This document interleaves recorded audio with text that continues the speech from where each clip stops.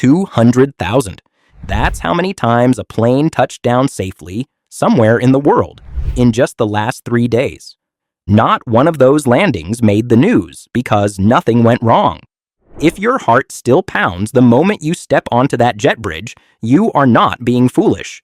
You just never had anyone show you how to steady yourself.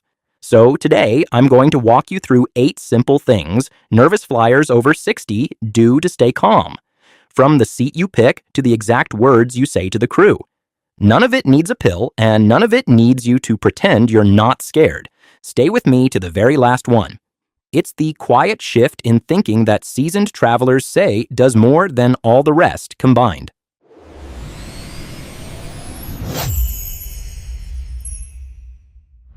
Number 8, your calm starts before the airport. Here's the truth most nervous flyers learn too late. The panic rarely starts on the plane. It starts in the scramble to get there. A rushed morning, a long security line, a sprint to the gate. And by the time you sit down, your body is already in alarm mode. So give yourself the gift of arriving early and slow.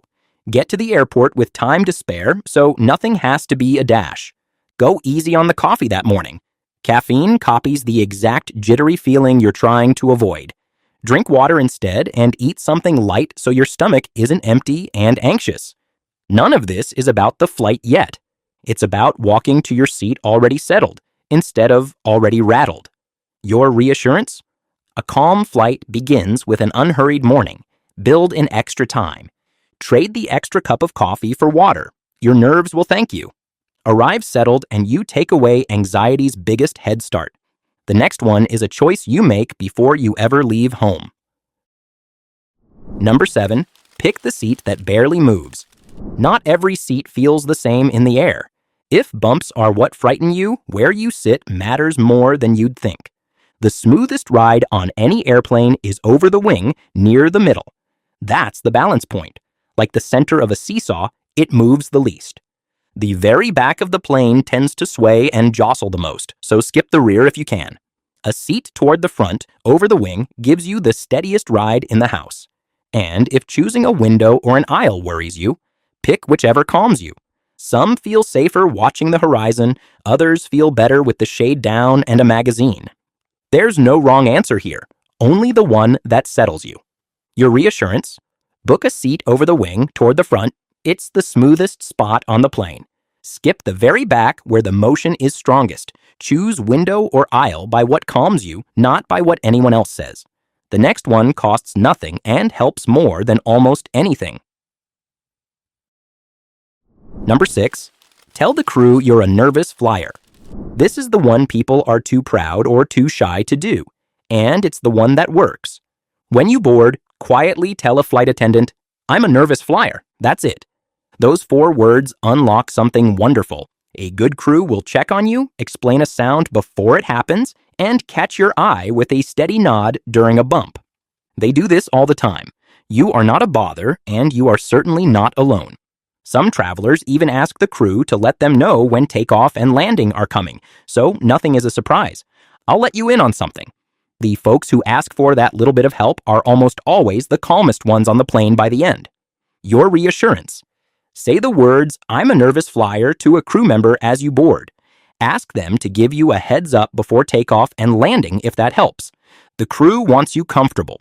Letting them help is a strength, not a weakness. The next one is your secret weapon for the quiet moments.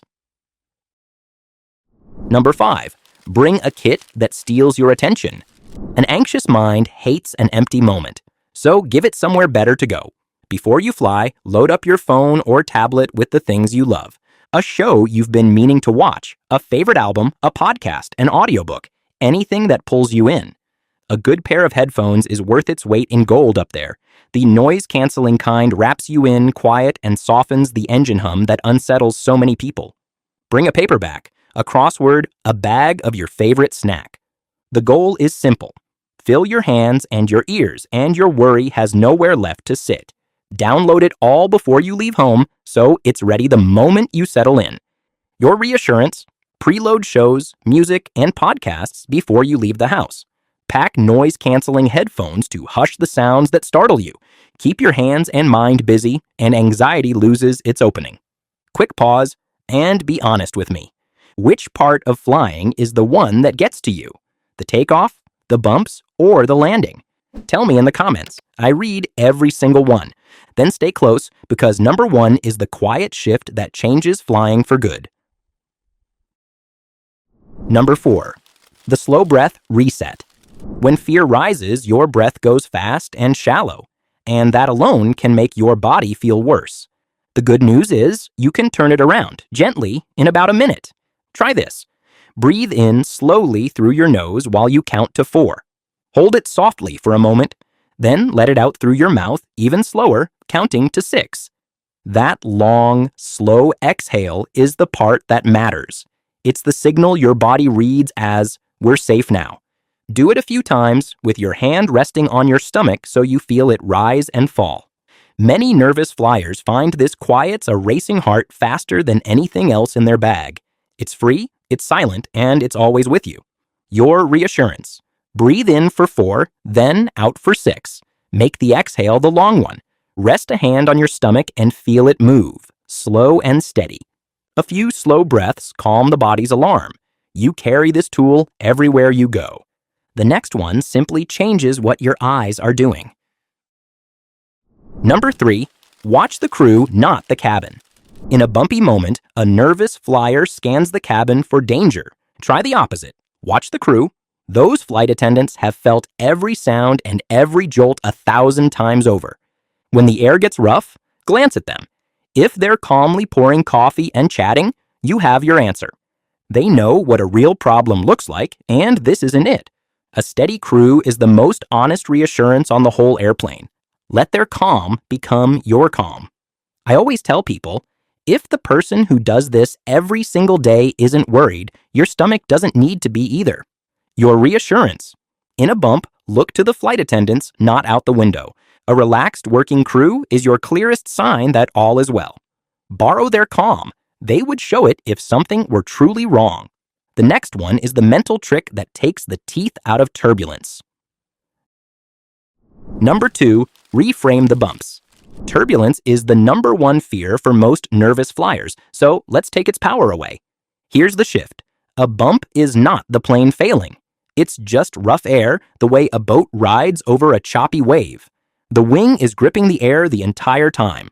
A modern airliner is built to handle far more than the roughest air you will ever sit through. Pilots steer around the bad patches for your comfort, not your safety. So, when you feel a jolt, tell yourself the plain truth. This is uncomfortable, not unsafe. Your only job in that moment is to keep your seatbelt fastened and breathe slow. That's it. The belt and the breath, and you've done everything the moment asks of you. Change the story you tell yourself about the bump, and the fear starts to loosen its grip. Your reassurance. A bump is rough air, not a failure. The wing never stops flying. Say it plainly to yourself, uncomfortable, not unsafe. Keep the belt fastened and breathe. That's your whole job in a bump. And that brings us to number 1, the truth that changes flying for good. Number 1, the truth that dissolves the fear. Here's the thing that matters most, and it isn't a trick, it's a fact. Flying is, by a wide margin, the safest way you can travel. More people are hurt on the drive to the airport than in the skies above it. Every sound, every bump you have ever felt is the ordinary language of a machine built with backups on top of backups. 2 engines when it only needs 1. 2 trained pilots up front, both of whom want to walk off that plane and go home to their families just as much as you do. So the next time your stomach tightens at the gate, remember this. Fear is a feeling, not a forecast. The feeling is real, but it is not proof that anything is wrong. Breathe slow, fasten the belt, and let the professionals up front do the job they've trained a lifetime to do. Your reassurance. Air travel is, statistically, the safest way to cover a long distance. Fear is a feeling, not a forecast. It isn't evidence of danger. Slow breath, fastened belt, trust the crew. That's all your body needs from you. Here's what I hope you carry with you. The sky hasn't gotten scarier for travelers our age. Most of us just never had someone sit beside us and walk us through it. Now you have 8 ways to steady yourself, from the seat you pick to the breath you take. And if you'd like to understand the flight itself, every sound, every sensation explained by a pilot who has been there, I made a video that does exactly that, and it pairs perfectly with everything you just learned. It's waiting for you right here. Come take the fear apart, one sound at a time.